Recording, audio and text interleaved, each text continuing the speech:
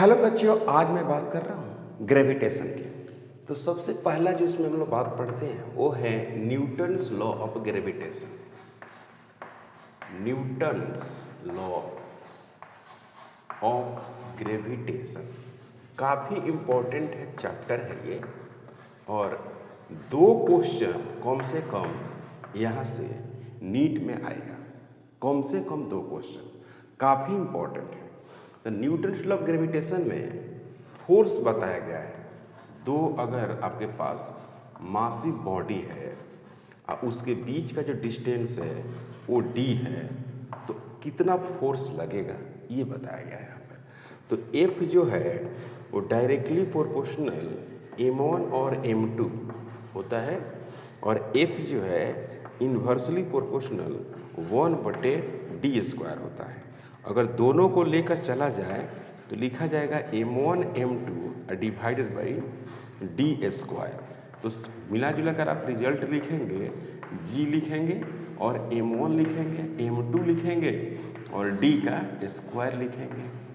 Simple concept है इसका, gravitation में कोई ज़्यादा कॉन्सेप्ट नहीं है। अगर आप बातों को समझते हैं तो आपसे सारे क्वेश्चन इसके बन जाएंगे। बहुत सिंपल क्वेश्चन होता है, जेईई मेन वाला और नीट वाला लगभग दोनों एक ही जैसा होता है। अब यहाँ पे है कि m1 m2 डिवाइडेड बटे d²।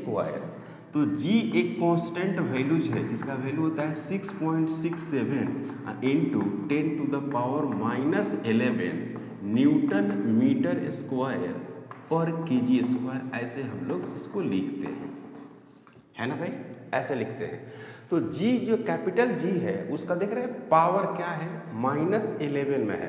तो फोर्स का जो वैल्यूज होगी वो बहुत कम होगी, यानी ग्रेविटेशनल जो फोर्स है वो एक तरह का वीक फोर्स है।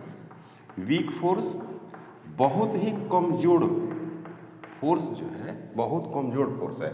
जैसे मान लीजिए कि यहाँ पर और यहाँ पर 60 kg का एक ब्लॉक है और यहाँ पर एक 20 kg का ब्लॉक है। तो इनके बीच जो फोर्स होगा वो हमेशा क्या होगा, अट्रैक्टिव फोर्स होगा, एक दूसरे को अट्रैक्ट करेंगे। और इसको हम रखे हुए हैं, मान लीजिए इसको रखे हुए हैं 2 मीटर की दूरी पर रखे हुए हैं। तो इस पे जो फोर्स लगेगा F इजिकल टू वो हो गया g m1 m2 डिवाइडेड बटे d का स्क्वायर। तो F equal to 6.67 10⁻⁻11 into 60 into 20 ऐसा रखा जाएगा, और डिवाइडेड बटे d², मतलब कि 2 का स्क्वायर, यानी आप ऐसे लिख सकते हैं। तो एक तो ये यहाँ से कट जाएगा तो 10 बच जाएगा, और फिर ये कट जाएगा तो ये आपको 30 बच जाएगा। तो आपको यहाँ से 3 से यहाँ मल्टीप्लाई करना है। तो 7 इंटू 3 21, तो 1 हो जाएगा, और 6 इंटू 3 18 और 2 20, तो 0 हो जाएगा, और फिर 6 इंटू 3 18 और 2 20 हो जाएगा। तो ये हो गया 20.01 और 10⁻⁻, ये 2 0 इधर है और -11 है, तो ये हो जाएगा 9। यानी आंसर हो गया आपको 2.001 इंटू 10⁻⁻7 न्यूटन, और अट्रैक्टिव हो गया। तो 10⁻⁻7 है, तो इसका मतलब ये हुआ कि फोर्स बहुत ही वीक है, बहुत कमजोर फोर्स है। तो इसी तरह से हम लोग इसमें फोर्स कैलकुलेट करते हैं। आप एक्सेलरेशन भी कैलकुलेट कर सकते हैं। इसका कैसे एक्सेलरेशन कैलकुलेट करेंगे 2 मासिव बॉडी का? तो ऐसे होगा, जैसे मान लीजिए कि यहाँ पर एक m मास का ब्लॉक है, एक यहाँ पर m मास का ब्लॉक है। इसका वैल्यूज m2 है और इसका वैल्यूज क्या है, m1 है। इन दोनों के बीच का जो डिस्टेंस है वो क्या है, d है। क्लियर है? तो जो फोर्स होगा, फोर्स वो होगा g m1 m2 डिवाइडेड बटे d का स्क्वायर।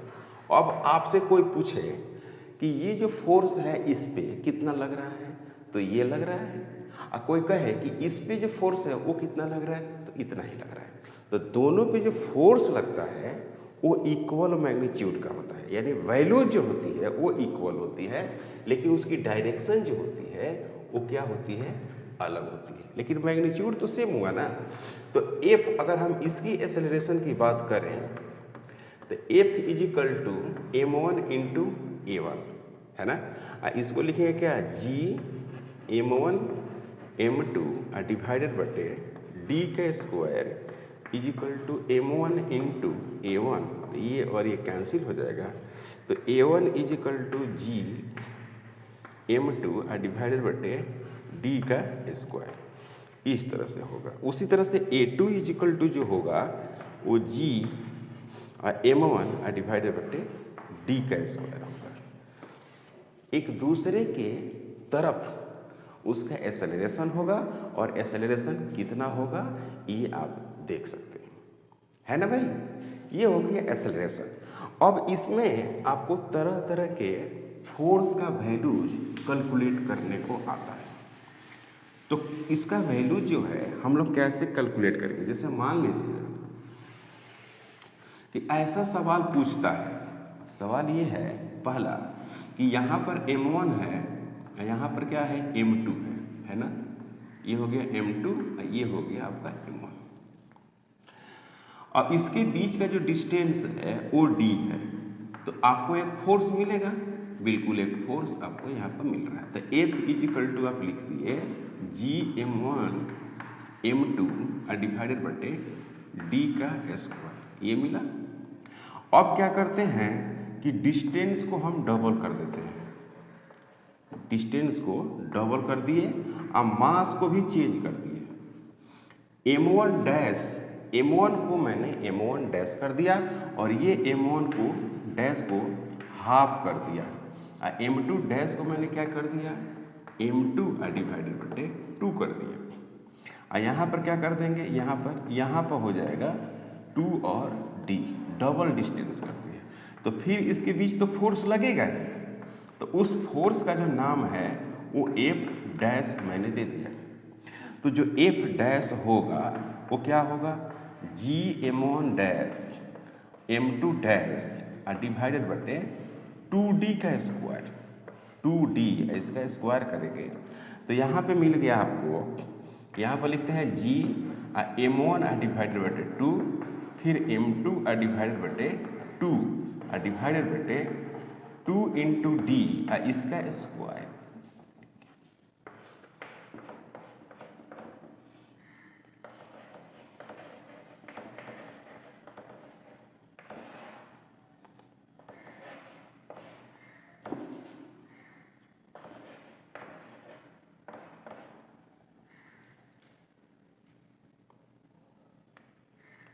वन बटे ये 4 हो गया, यहाँ पर 4 हो गया, तो कितना हो गया, ये 16 हो गया। तो इसको क्या कहेंगे, इसको कहेंगे F, ये हो गया क्या, 16 है कि नहीं, ये हो गया F dash equal to F बटे 16। मतलब कि इस तरह से फोर्स क्या करता है, डिक्रीज कर जाता है ना। अब इसी तरह से जैसे मान लीजिए कि ये पता करना है कि कहाँ पे नेट फोर्स 0 होगा। जैसे मान लीजिए कि यहाँ पर इस तरह से m मास का ब्लॉक है, तो इनके बीच का जो दूरी है वो क्या है, d है, और e है आपको m2 और ये है आपको m1। अब आप क्या करना चाहते हैं कि हमको ये पता करना है कि इसी लाइन में नेट फोर्स कहाँ 0 होगा, हमको ये मालूम करना है नेट फोर्स 0 कहाँ होगा। तो हम मान लेते हैं कि यहाँ पर एक पॉइंट है, सपोज दैट, जहाँ पे मास स्मॉल m रखे हुए हैं। तो ये क्या करेगा कि इसको अपने तरफ खींचेगा, और ये भी क्या करेगा, अपने ही तरफ खींचेगा। ये दोनों इधर ही खींच रहा है, तो इधर जब खींचेगा तो इक्विलिब्रियम नहीं ना हुआ। जब ये इधर खींचेगा तो इक्विलिब्रियम तो इसका नहीं हुआ। अगर हम इधर रखते हैं यहाँ पे, तो ये भी इधर ही खींचेगा और ये भी कहाँ खींचेगा, इधर ही खींचेगा। तो दोनों जो खींच रहा है वो एक ही तरफ खींच रहा है, तो यहाँ भी इक्विलिब्रियम नहीं हुआ। तो हमको सर्च करना है कि भाई इक्विलिब्रियम होगा कहाँ। तो हम बात कर लें यहाँ पे कहीं भी बात कर सकते हैं, क्योंकि आप एग्जैक्ट जगह ऐसे बता नहीं सकते कि कहाँ होगा, क्योंकि हमको ये नहीं मालूम है। अगर ये और ये हमको मालूम होता और ये मालूम होता तो हम बता सकते थे कि कहाँ पे नेट फोर्स 0 होगा। तो हम क्या कर रहे हैं कि यहाँ पे एक m मास का ब्लॉक रखते हैं, m मास का ब्लॉक, और वो कहाँ से, यहाँ से x डिस्टेंस पर रखते हैं, x डिस्टेंस पर। तो आपको तो मालूम है कि यहाँ पर जो होगा वो d माइनस एक्स होगा, d माइनस एक्स, है कि नहीं। तो इसको पॉइंट हम P मान लेते हैं। तो P पॉइंट पर हमको क्या नजर आ रहा है कि एक फोर्स इधर लगेगी जिसका नाम होगा F2, और एक फोर्स इधर लगेगी जिसका नाम होगा F1। हमने एज्यूम किया है कि जो नेट फोर्स है वो P पे वो क्या होना चाहिए, 0 होना चाहिए। तो इसका फोर्स जो है, जैसे F1 है माइनस में, अब प्लस F2 है प्लस में, इज इक्वल टू 0। F1 को माइनस इसलिए कर दिया क्योंकि ये फोर्स का डायरेक्शन माइनस एक्स में है, और F2 को प्लस इसलिए कर दिया क्योंकि ये फोर्स प्लस डायरेक्शन है। तो मिला जुला कर हमको ये लिखने को मिलेगा कि F1 इज इक्वल टू क्या होगा, F2 होगा। तो F1 is equal to F2, तो GM1 यहाँ पर लिखेंगे,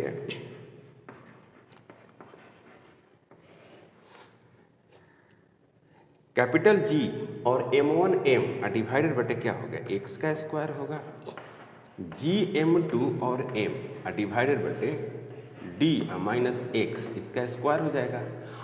अब हमको x का वैल्यू कैलकुलेट करना है, तो कि कहाँ पे फोर्स क्या होगा, 0 हो जाएगा। तो इस m से ये m कैंसिल हो जाएगा और ये g से ये g कैंसिल हो जाएगा। तो यहाँ पर मिलेगा m1 बटे x का square is equal to m2 divided बटे d माइनस एक्स, इसका फिर स्क्वायर हो जाएगा, होगा स्क्वायर। तो अब यहाँ पे आप ऐसे कैलकुलेट कर सकते हैं कि इसको बेसिक मैथ से आप इसको सोल्व करेंगे। पहले स्क्वायर वाला को एक साथ लेकर चलेंगे, तो d माइनस एक्स, इसका हो गया स्क्वायर, अब बटे एक्स स्क्वायर।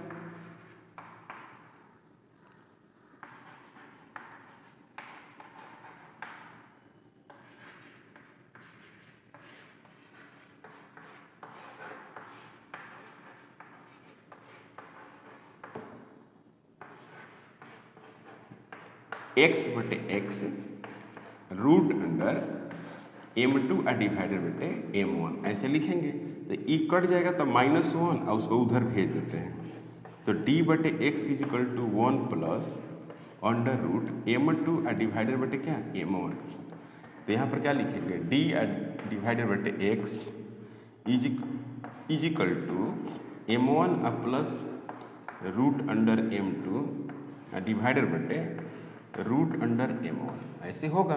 तो x इज इक्वल टू जो होगा और d root under m1 divided बटे root under m1 plus root under m2, ऐसे होगा।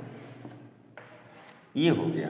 और d माइनस जो x है वो क्या हो जाएगा, d root under m2 divided बटे root under m1 plus root under m2, ऐसे हो जाएगा। आप उसको सोल्व करेंगे तो x डिस्टेंस से ये रहा और d माइनस एक्स, मतलब कि लेफ्ट साइड से x है तो d minus x right side से है। ये समझ में आ रहा है, नहीं आ रहा है। तो इस तरह से हम लोग x बराबर ये हो गया और d माइनस एक्स बराबर ये हो गया। बात समझ रहे हैं। तो इसी तरह से हम लोग इक्विलिब्रियम पोजीशन कैलकुलेट करते हैं। दूसरा एक और टाइप का क्वेश्चन आपके पास रहेगा, जो नीट में क्वेश्चन जो रहेगा वो इस तरह से रहेगा कि भाई यहाँ पर एक m मास का ब्लॉक है ना, और एक जो है यहाँ पर है और एक यहाँ पर है, ऐसे रहेगा। जिसको इक्विलेटरल ट्रायंगल के रूप में भी आप लिख सकते हैं, ये m0 है ना, ऐसे इस तरह से क्वेश्चन रहेगा। ये a है, ये भी a है, ये भी a है। तो इसका जो फोर्स लगेगा इस पे, इसको मान लीजिए 1, इसको मान लीजिए आप 2, आई पी पॉइंट है तो पी पॉइंट पे जो फोर्स लगेगा, एक तो इधर लगेगा, उसका नाम है मान लीजिए F1, एक लगेगा इधर और उसका नाम है F2, और ये जो एंगल है वो 60 डिग्री है। और यहाँ पर खास बात ये है कि F1 जो है वो F2 के बराबर है, यानी ये F है ना भाई। तो F1 equal to F2 equal to तो F हो गया, तो आप इसको लिखेंगे क्या, Fp equal to 2 into F cos theta by 2। ये आपने लिखा है इक्वल वेक्टर का, इक्वल वेक्टर के लिए फोर्स, यानी 2f cos थीटा बटे 2। तो आप इसको यहाँ ऐसे लिख सकते हैं, Fp equal to 2 into G M not M divided बटे ए स्क्वायर कॉस कितना 30 डिग्री। यहाँ पर थीटा बराबर 60 रखेंगे और 2 से डिवाइड करेंगे तो हो जाएगा 30 डिग्री। तो यहाँ पर लिख सकते हैं आप 2g M naught into root under 3 divided बटे 2 डिवाइडेड बटे ए का स्क्वायर, और यहाँ पर लिखिएगा f इंटू पी। यहाँ पर फिर 2 से 2 कैंसिल हो जाएगा और ये आपका रिजल्ट बन जाएगा। उसी तरह से आपको इस तरह से भी क्वेश्चन पूछता है। कहने का मतलब ये हुआ कि आपको क्वेश्चन तो ये कई तरीक़ा से पूछ सकता है, कई तरीक़ा से क्वेश्चन पूछेगा। एक ग्रेविटेशन में जो फोर्स कैलकुलेट करने की बात करेंगे आप ऐसे ही करेंगे। अब जैसे मान लीजिए कि इक्वल मास दिया हुआ है, यहाँ पर m और f, और यहाँ पर दिया हुआ है m नॉट, तो इसका जो फोर्स इधर लगेगा, इसका फोर्स इधर लगेगा, इसका फोर्स इधर लगेगा। तो ये सब तो इक्वल मैग्नीट्यूड का फोर्स हो गया। तो P ये पॉइंट है, तो F जो P होगा वो 0 होगा। आप कैलकुलेट करके देखेंगे तो इन दोनों का जो मैग्नीट्यूड होगा वो इसके अपोजिट आएगा और इक्वल मैग्नीट्यूड होगा।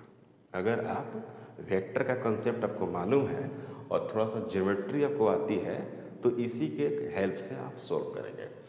अब रही बात इस तरह के क्वेश्चन का, जैसे ये वाला क्वेश्चन है, ये ए है, आइए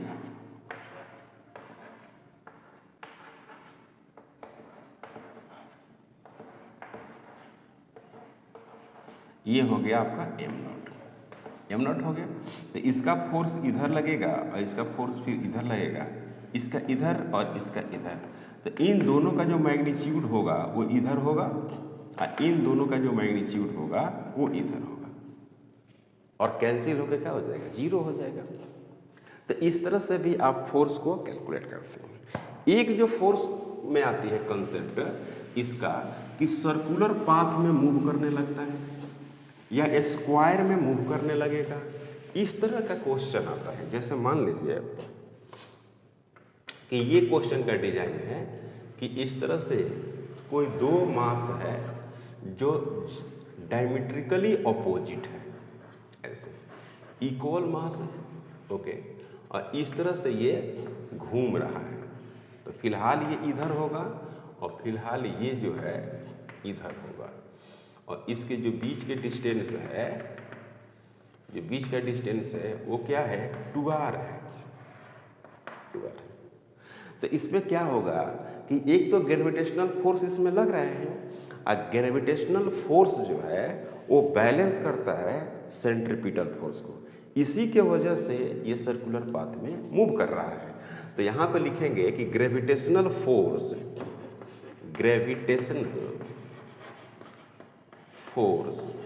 balance, gravitational force balance by centripetal force.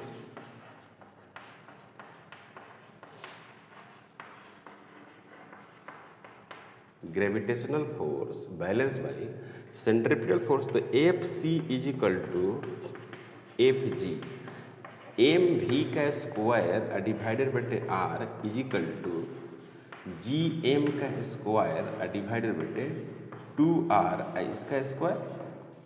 तो यहाँ पर ए से एक कैंसिल कर देंगे, एक यहाँ से भी कैंसिल हो जाएगा, तो v का स्क्वायर इज इक्वल टू जो मिलेगा वो मिलेगा आपको जी एम डिवाइडेड बटे 4r मिलेगा।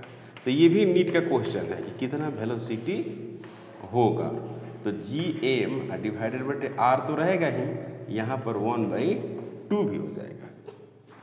ये भी क्वेश्चन है, और भी बहुत सारे क्वेश्चन है इसमें कि इसमें टाइम पीरियड पूछ सकता है, और इस तरह का भी क्वेश्चन होता है।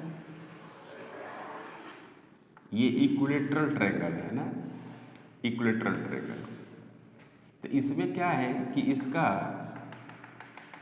इसका आपको रेडियस दिया हुआ है, रेडियस इसका दिया हुआ है, या साइड दिया हुआ रहेगा, रेडियस निकालना रहेगा, तो आप आराम से निकाल सकते हैं। यही रेडियस होगा, ये वाला क्या होगा, रेडियस होगा। तो यहाँ पे जो फोर्स लगेगा, एक इधर फोर्स लगेगा, अगर यहाँ पर फोर्स की बात करेंगे तो एक फोर्स तो इधर लगेगा, एक फोर्स यहाँ लगेगा, और इन दोनों के बीच का एंगल 60 है, तो यहाँ पर एक सेंटर पर फोर्स लगेगा, और सेंटर पर जब फोर्स लगेगा तो वो फोर्स ग्रेविटेशनल फोर्स के क्या करेंगे, बराबर कर देंगे, mv² कर देंगे। तो इस तरह के क्वेश्चन आपको आता है, और इस तरह के आप क्वेश्चन प्रैक्टिस जरूर करेंगे।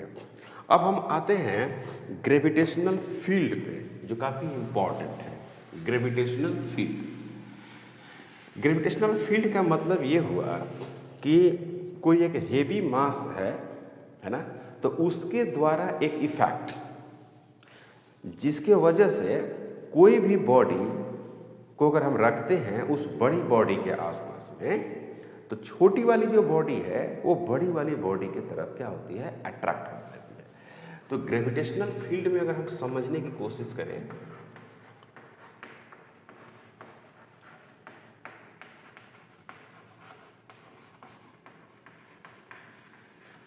ग्रेविटेशनल फील्ड, इसको हम लोग ई से सिंबल देते हैं, कई जगह आई से भी सिंबल दिया जाता है।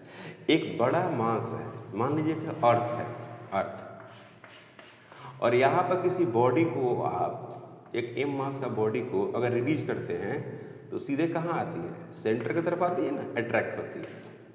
उसी तरह से कहीं से भी है ना, अगर किसी बॉडी को आप रिलीज करते हैं तो सीधे सेंटर की तरफ अट्रैक्ट करती है, सीधे ऐसे, है ना। तो ये जो है ना एक फील्ड है, ग्रेविटेशनल फील्ड ऐसे बोलते हैं।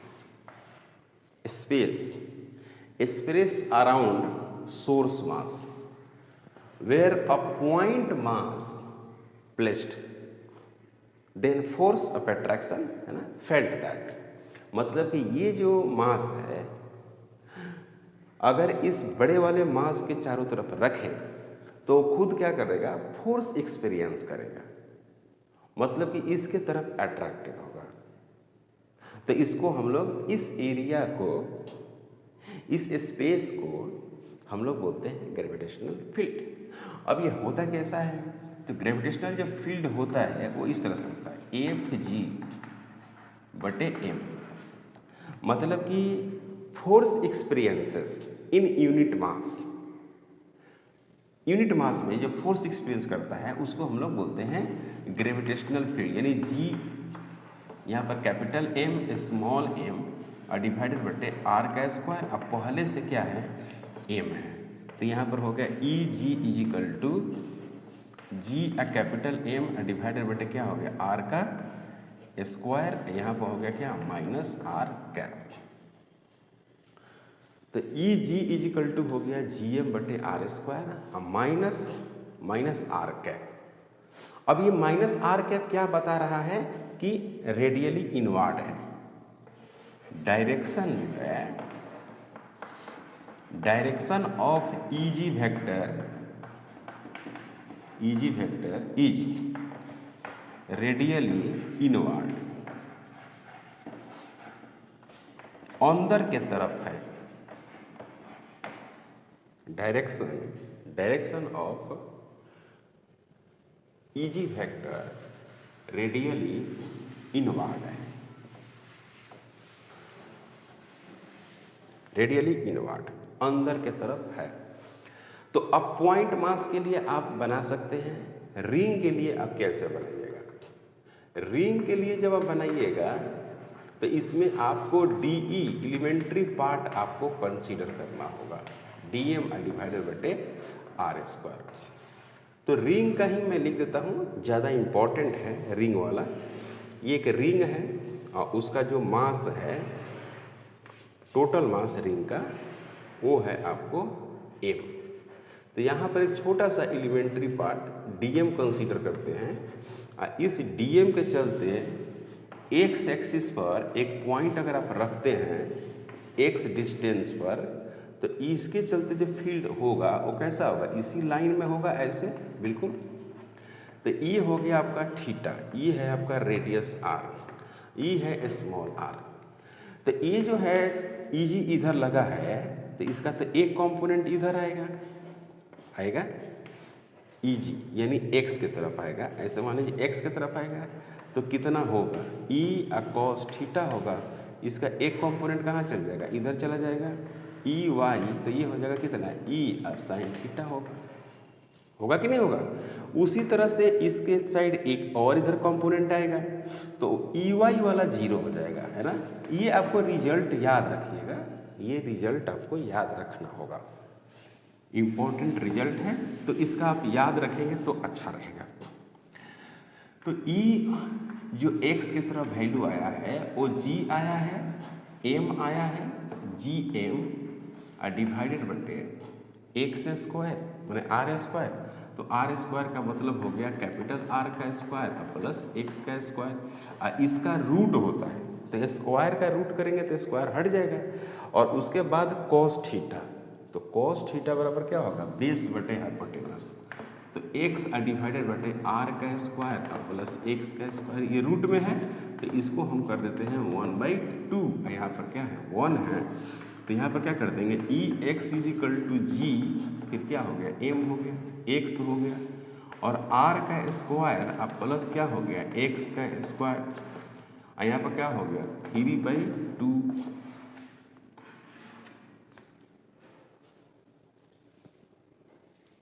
ई X is equal to G M X divided बटे R square plus X square, ये रिजल्ट है। अब कोई कहे कि सेंटर पर क्या होगा, तो एट सेंटर पर 0 होगा, तो x इज इक्वल टू 0, तो ई सेंटर होगा वो 0 रिजल्ट आएगा, ठीक है। x बराबर 0 करते हैं। अब हम बात करते हैं कि होलो स्फीयर ले लेते हैं, और होलो स्फीयर में दो जगह हम बात करेंगे ना। होलो स्फीयर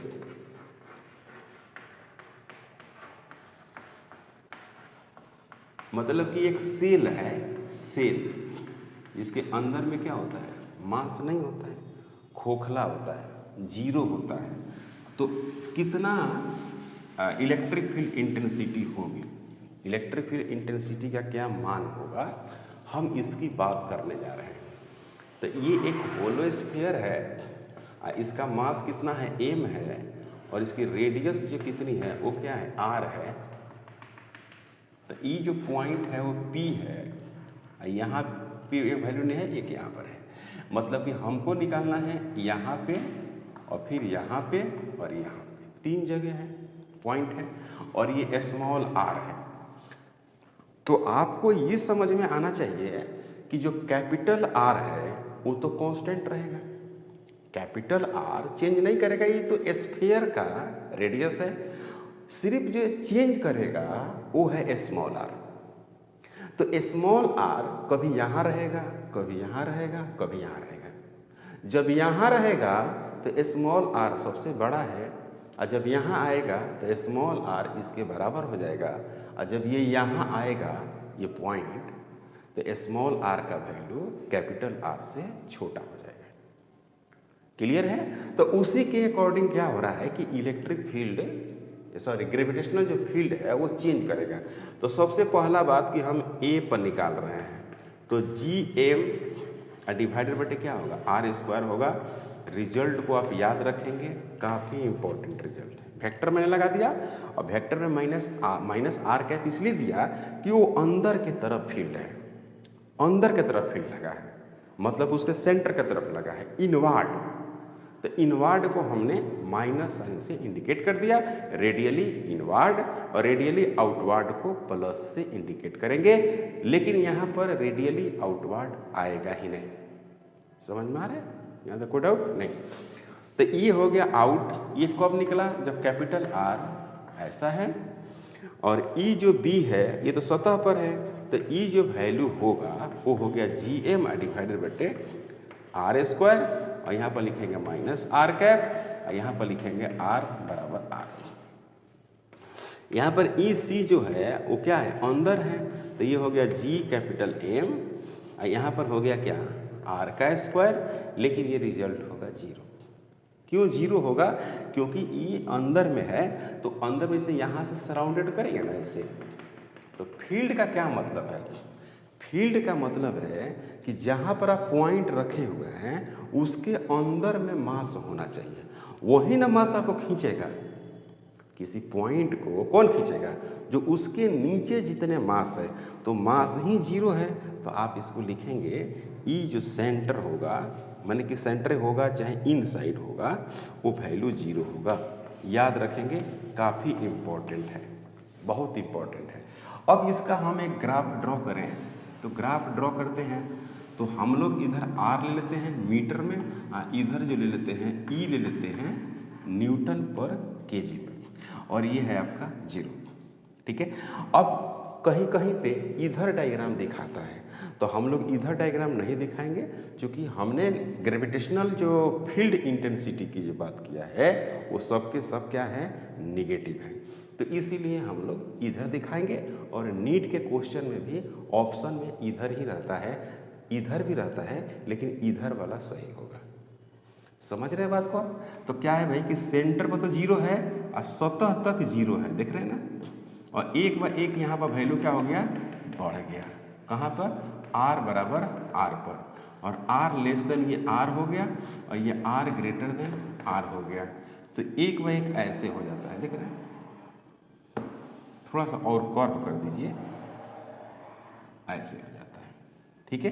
तो ई हो गया ऑन, ये जो वैल्यू है वो ऑन पर है, मैंने ई ऑन है। ई क्या है? ई इन है जो जीरो है, और ई जो है ई आउट है। इस तरह से ग्राफ होता है, याद रखेंगे, काफ़ी इंपॉर्टेंट ग्राफ है। उसी तरह से आपको है सॉलिड स्फीयर, है ना। तो नेक्स्ट है आपको सॉलिड स्फीयर। तो सॉलिड स्फीयर में हम लोग जो ड्रॉ करेंगे इसी तरह से वो भी है, आसान है। तो सॉलिड स्फीयर की अगर हम बात करें, सॉलिड स्फीयर का मतलब हो गया यहाँ पर क्या? अर्थ हो गया, अर्थ हो गया। तो इसका जो मास है वो कैपिटल एम, मान लिए कैपिटल एम है, ई क्या है? कैपिटल आर है। ये हो गया, ये हो गया, और ये हो गया। ये हो गया आपको आउट, ये हो गया आपको ऑन, और ये हो गया आपका इन हो गया।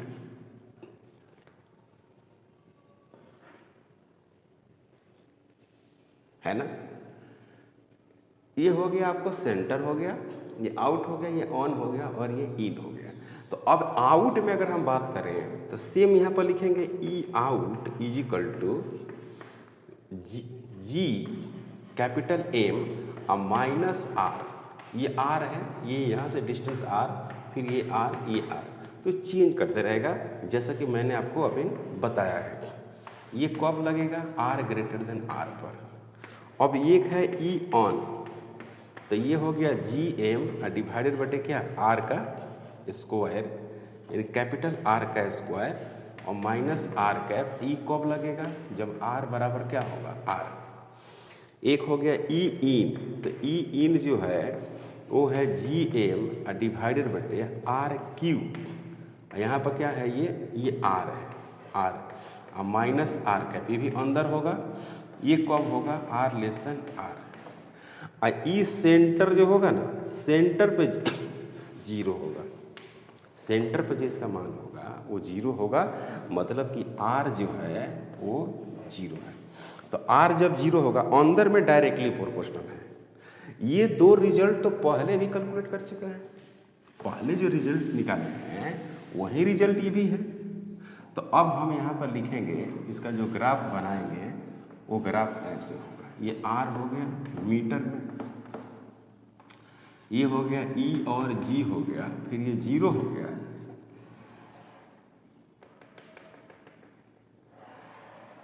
ये हो गया। ये कौन है? R बराबर R है, ये R लेस देन R है और ये R ग्रेटर देन R है।